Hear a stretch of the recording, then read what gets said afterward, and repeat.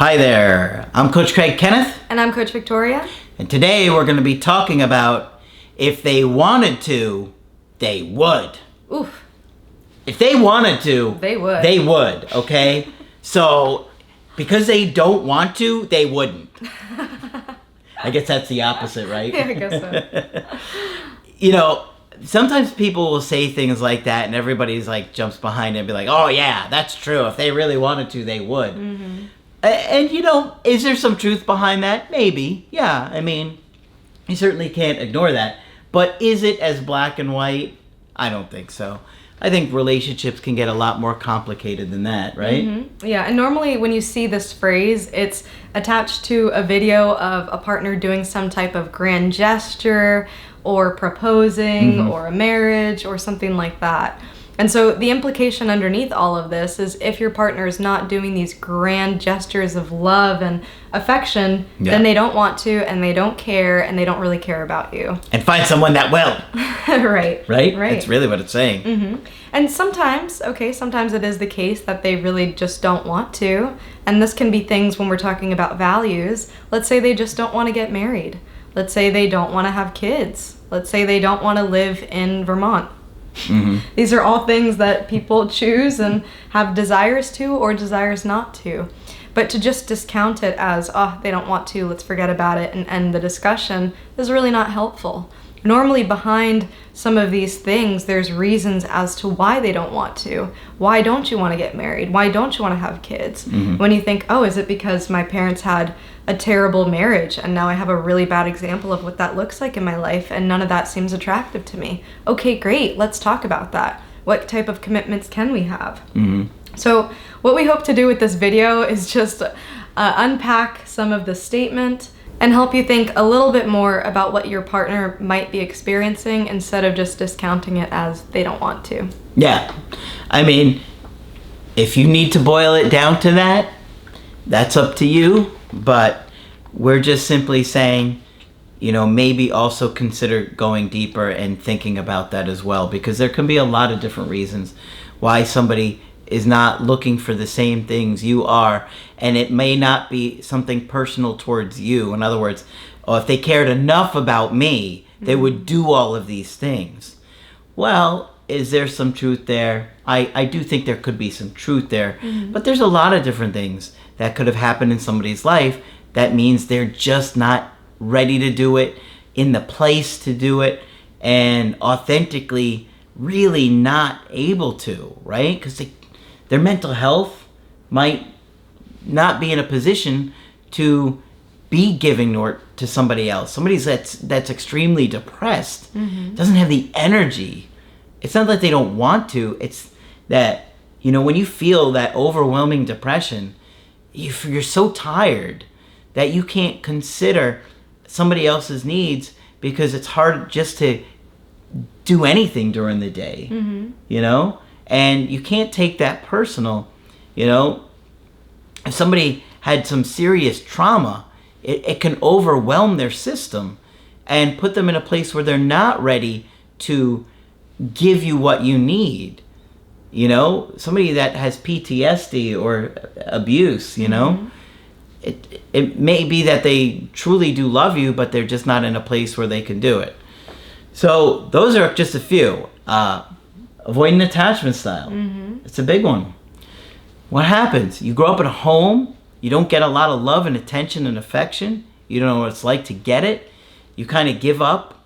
You don't trust people. You kind of think, well, I shouldn't trust people because they let me down. I'm just going to figure it out for myself. I'm going to do it for myself.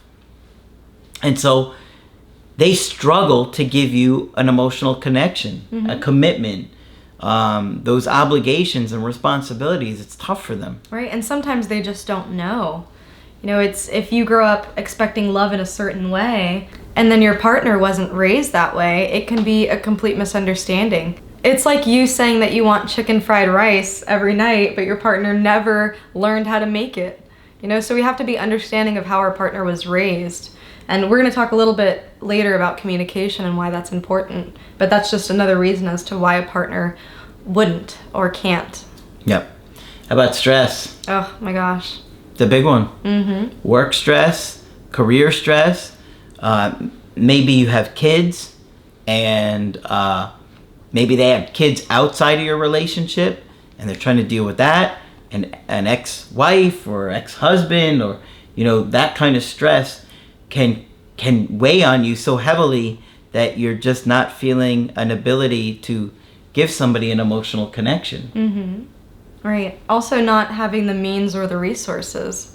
So if people are in financially difficult situations, it's going to be harder for them to build you a wall of roses.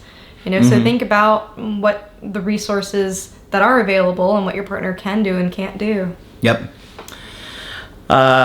Being afraid that it's not going to work out anyway, right? Why should I commit to this? Why should I invest in this? Relationships don't work anyway. We're just going to wind up breaking up anyway, so we might as well break up now. We're having some problems already. If we're already having problems now, it's only going to get worse. They get scared. Right.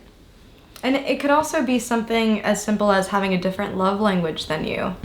So maybe you're a person who really loves gifts, and that's the way that you feel loved. But your partner is very much a words of affirmation person. And so they're constantly showering you with, I love you, I care about you so much, I really can't wait for our future together. And all you want is, a nice symbol, like a physical symbol of their affection through a gift. So this is also why communication is really important, to understand the ways that you want to be loved, to understand the ways that your partner does love. Yeah. And it goes both ways, that maybe they can't give you what they know you want. It's too hard for them. Or maybe you're not giving them what they need. And they are just feeling like, what's the point of continuing? Right. And we do want to make sure that we are communicating to our partner what we want and what we need. And sometimes they can't. But sometimes they are completely capable and able to. They just don't know what it is that you want. And so we as a society, I think, have to get a little bit more used to asking for what we need. And when we do receive it, to not be resentful then.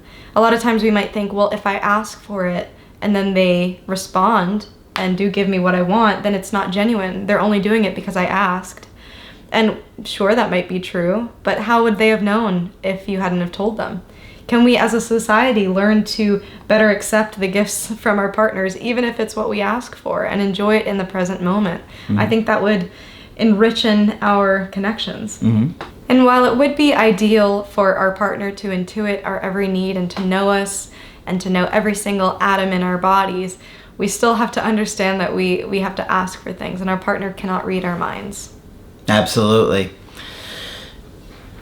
As you can see, we're trying to show you a bigger picture of some of the other things that can be going on with another person.